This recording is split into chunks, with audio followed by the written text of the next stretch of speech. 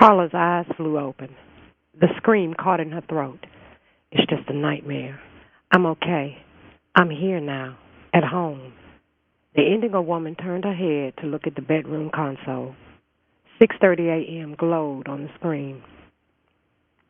She scooted out of bed, picked up a remote from the nightstand, and turned off the alarm. Carla walked across the wooden floor of her living area into a kitchenette. A press of her fingers on the first spear of a triangular pod started coffee brewing. She filled a cup with chicory, walked back into the living area, and pushed the second button on her remote, activating a blue panel beside the window. Jazz music filled the apartment. Like her bedroom console, the unit kept time, transmitted holographic images, and played tapes. Using the third button, she opened the curtains. Curled upon her futon, the Indigo Woman watched as the illuminae changed Topaz's violet sky into a mellow shade of peach. She thought of the dreams. For as far back as Carla could remember, she'd had them. Otherworldly, exquisite, and always with an unsettling clarity so different from the normal phantasms she read about. When I eat, I wake up full and stay that way until lunchtime. If somebody hits me, it hurts like hell.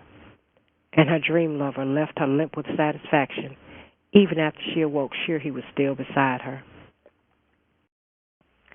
She toweled off her full breasts and long legs, and he licked his lips, imagining the things he would do with her, to her, the endless perversions he'd force her to submit to, things she'd come to enjoy when she tried to please him. The young woman walked into the bedroom. He watched her pull up her panties, hook her bra, slip her arms into the straps. Image after image flooded his mind. Teotep felt himself harden. A soft groan escaped his lips. Carla froze, then stared into the corner facing her bed. It's only a bunch of dirty clothes. You're hearing things. In that instant he appeared, an indigo man with full lips, slanting onyx eyes, and a shaven head. Voluminous garments hung from his muscular frame. Their eyes locked, and she gasped in recognition. The dark man smiled, nodded his head, and vanished. Carla gazed at the pile of laundry, all that remained of him, and wondered if she'd lost her mind. With trembling hands, she finished dressing, her thoughts scurrying about like rats in a maze. It's him. I didn't imagine it. He was here, but that's impossible. Teotep sprawled on the cushioned divan, one leg thrown over the couch arm. Red and black-hued carpets were scattered over the hardwood floors. Black marble columns supported the ceilings. The warehouse was lit by oil-burning lamps and scented candles, the walls decorated with paintings of mortals coupling with demons. He eyed the 6 addicts lounging about the room, 4 sucking greedily on rush pipes, 2 others making love in the corner. For weeks he'd been luring them here. They preferred his house to the dormitories and even the night spots. There were no rules here, no credits to worry about. They only had to remember that his commands were law. Now they numbered 60. Soon he would have hundreds. For a moment he gazed feverishly at the 2 slaves and was sorely tempted to join them. No, it's time for the ceremony. Teotep rose from the chair and spread his arms. Come to me. In moments he was surrounded by his acolytes. Surviving for weeks on a diet of little more than drugs, his slaves were emaciated. He wondered if they would all survive the transmogrification. Take off your clothing and go to the basement. They glanced at each other fearfully. He'd threatened to kill them if they ever went into the basement. Now he was ordering them to break his own edict. Obey me now. His voice would brook no refusal. They disrobed and in 2s and 3s began to board the elevator. When they'd all reached the ground floor, Teotep appeared in the center of the room. The acolytes jumped, then stared at him fearfully.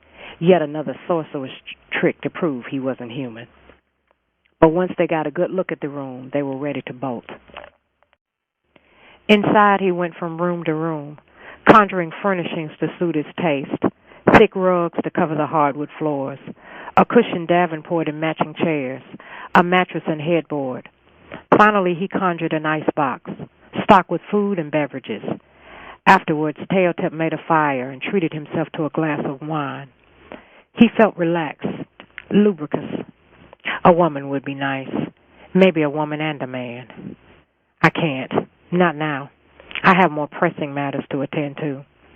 He walked through the foyer and downstairs to the basement. The room was without windows, and with the door closed, he stood in total darkness. After undressing, the demon knelt and drew a half circle with his finger, chanting softly. Across the room, a tiny likeness of two enthroned figures appeared. The image grew larger and larger still, until it covered the entire wall. To the left sat a powerfully muscled demon, covered with green scales, his eyes like black pebbles. Golden talons glittered on his fingers and toes. Beside him was a withered blue demon with the head of a hawk. Black eyebrows curled upward to frame his bald crown. The talons of his hands and feet were silver. These were the reviled, Geth, and his brother Paltus. "Who are you to summon us?" Geth hissed. Teotep bowed his head. "Forgive me, my lords. I only called you out of sheer need." "What do you want?" "My lords, now that I have traveled through the portal, I wish to stay here in this time and rule, with your permission." The shriveled Paltus answered him in a deep baritone. "Have you forgotten your original task? You were supposed to kill the others, to stop them from entering the portal, and assume leadership in the year 3075, and this you have failed because of your lust for the woman Carla." Teotep flinched. "You thought we didn't know?" Paltus continued. "Tell us now why we should not punish you for your disobedience."